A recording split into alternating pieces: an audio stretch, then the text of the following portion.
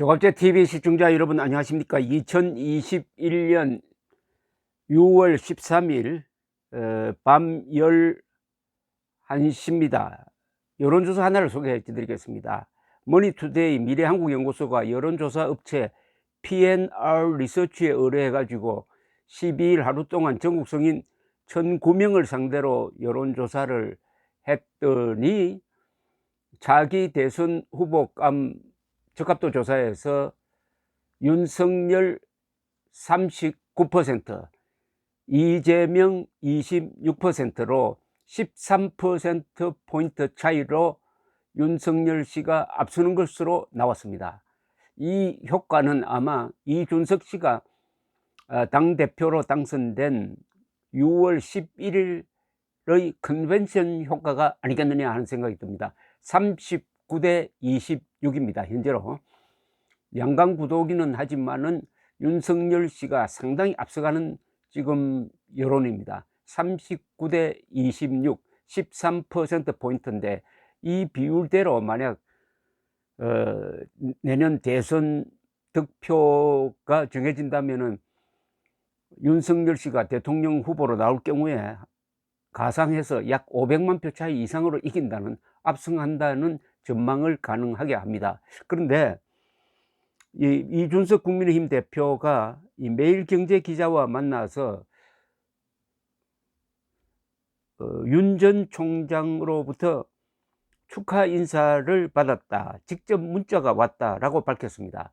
그는 내용을 공개하기는 어렵다면서도 대선 경선 일정을 8월 중순에는 시작해야 하니 가급적이면은 윤 전 총장이 빨리 입당해 주셨으면 좋겠다는 바람이 있다고 말했습니다. 그런 뜻을 윤 전 총장에게 전한 게 아니냐, 그러니까 문자 메시지가 왔으니까 문자 메시지로 답신을 했는지 전화를 했는지는 모르겠지만은 어쨌든 8월 중으로 8월 이전에 입당해 주었으면 좋겠다 하는 이야기를 전한 것으로 보입니다.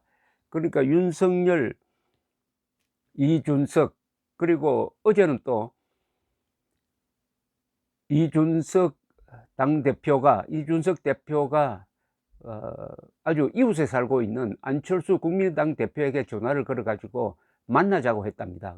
수락산 근처의 카페에서 만나서 1시간 동안 일종의 번개 미팅을 했다고 합니다. 아주 신속하게 이 대권 후보감 되는 분들과 소통하고 있는 것을 알 수가 있습니다. 윤석열, 이준석, 이 두 사람이 좋은 콤비 같아요. 나이는 한 25살 차이가 나는데 어떻게 보면 삼촌, 조카 사이이기도 하고 한데 두 사람이 가진 이미지가 다르죠. 윤석열 씨는 좀 무겁고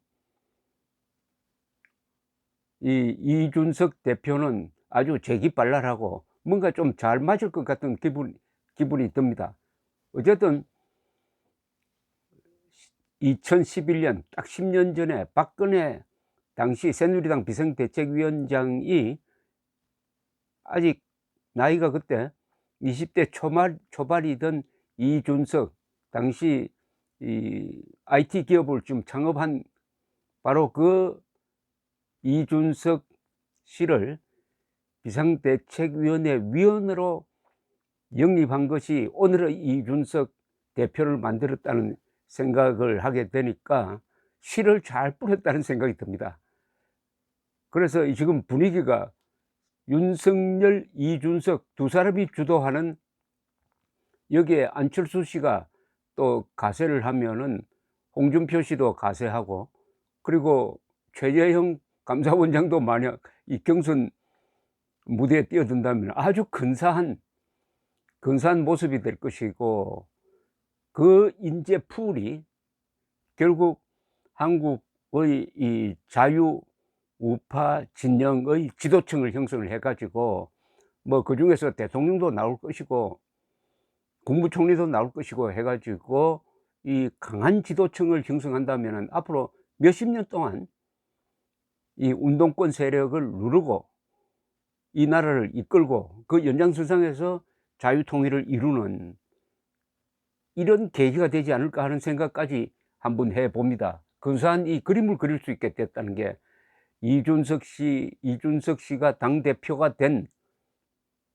그 이후에 일어나고 있는 아주 유쾌한 상상력의 그림입니다.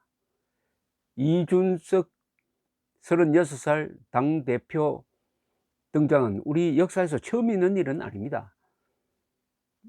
김종필 씨가 5.16을 주도했던 1961년 그때와 비슷합니다. 그때는 총구에서 나온 권력으로서 밀어붙여 가지고 부국 강병의 길을 열었다면은 그때 김종필의 나이와 이준석의 나이가 같아요. 그리고 그때 김종필 씨는 미국 유학도 가고 갔다 오고 여러 가지 경험이 있고 또 6.25 참전한 경험도 있고 해 가지고 나이 36살이라고 해서 절대 만만하게 볼 수 없는 사람이었습니다. 당시 한국 장교단 중에서 가장 유능한 사람 두 사람이 바로 박정희 그리고 JP라고 불리는 김종필 두 사람이었습니다. 지금 이준석 당대표는 비록 나이는 사실상 거의 나이가 어린 나이가 아닙니다. 절대로 어린 나이가 아니고 아주 인생의 피크로 들어가는 초입에 있는 나이죠. 뭐 나폴레옹도 알렉산더 대왕도 다 30대에 대권을 잡았고 역사를 바꿨고 30대에 역사를 바꾼 사람 많습니다. 우리나라에서도 많아요. 이 나이를 따질 게 아닙니다. 이승만 대통령도 이미 이 30대 초반에 정신직 대통령이 된 분입니다. 그래서 이준석, 윤석열 두 사람이 앞으로 이 상승작용을 일으킬 것으로 보입니다. 이번에 윤석열 지지율이 13%포인트로 이재명을 누르고 있다는 것은 오차범위 밖입니다. 이준석 대표의 도움도 꽤 있었지 않느냐 이렇게 보여집니다. 이준석으로 대표되는 20대 30대가 확실하게 국민의힘 지지층으로 바뀐다고 할 때는 이것은 무적입니다. 질 수가 없는 게임입니다. 질 수가 없어요. 이제 아주 근사한 그리고 하루하루가 우리 국민들에게 새로운 어떤 각성이나 깨우침을 주는 그런 일들이 계속 벌어지고 있습니다. 방금 국민의힘 국회의원으로부터 전화를 받았는데 이분 말씀이 그분은 아주 엄정한 우파적 생각을 가진 아주 유능한 분인데 이분이 말씀이 만나서 이야기를 해보니까 이준석 대표가 오히려 나보다 더 오른쪽에 있는 것 같다라는 이야기를 했습니다. 그리고 이준석 후보가 가장 중요하게 강조하는 것이 개인의 자유다. 그런 점에서 배웠다는 이야기를 했습니다.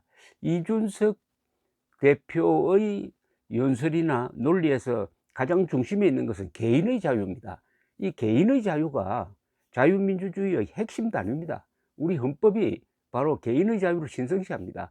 헌법 제10조 모든 국민은 인간으로서의 존엄과 가치를 가지며 행복을 추구할 권리를 가진다. 국가는 개인이 가지는 기본권을 존중하고 보장해야 한다. 이렇게 되어 있습니다. 즉 국가와 개인을 거의 동급으로 놓고 있는 게 우리 헌법 정신입니다. 그런데 지금까지 여야 좌우 모두 이 개인의 자유를 좀 무시하고 집단주의로 간 적이 있는데 요사이 이준석 대표의 말과 그래서 개인주의를 느낍니다. 개인의 존엄성을 느낍니다. 개인의 존엄성, 대한민국은 5천만 한 사람 한 사람이 모두 존엄한 존재입니다. 북한에는 존엄한 존재는 한 사람밖에 없습니다. 1대 5천만의 대결입니다. 그러니까 이준석 한국의 2030 세대 개인주의에 철저한 이 2030 세대가 그 에너지를 북한으로 보내 가지고 북한의 2030 세대를 우리 편으로 끌어들이면은 이준석 대표가 말한 대로 북한 체제는 지워지고 흡수 통일밖에 없게 되는, 그러니까 자유통일로 갈 수 있다, 이런 이야기입니다. 이것도 이준석 당대표 당선으로 촉발된 저의 하나의 유쾌한 상상력입니다. 감사합니다.